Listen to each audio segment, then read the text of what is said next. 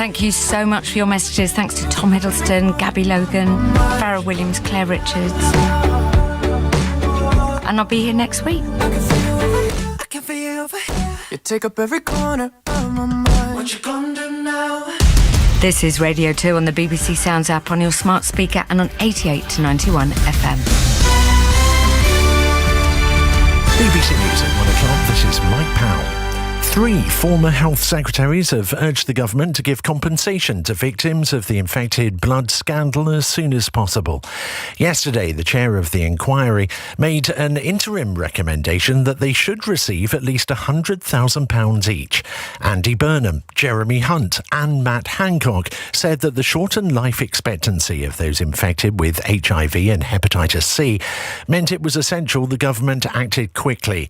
The Cabinet Office says it will consider the recommendation with the utmost urgency, which Mr Hancock welcomed. It's taken a long time to get to this point, and it's morally right that the government should support people who, through no fault of their own, had such a terrible impact on their lives from this scandal. So I heard what the Cabinet Office said. Having been a minister, having been a Cabinet Office minister, my reading between the lines of that is that they're going to get on with this pretty quickly. Police have released CCTV footage of a man they want to question in connection with the death of 9-year-old Lilia Valuticia, who was fatally stabbed in Boston in Lincolnshire on Thursday.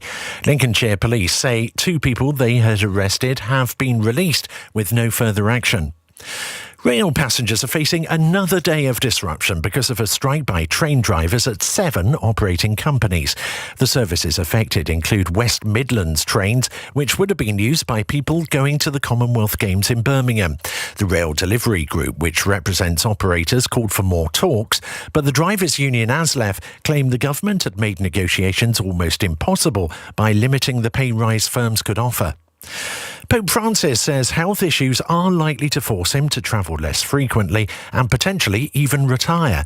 Speaking to reporters after a 6-day visit to Canada, he said he'd have to slow down his hectic travel schedule. I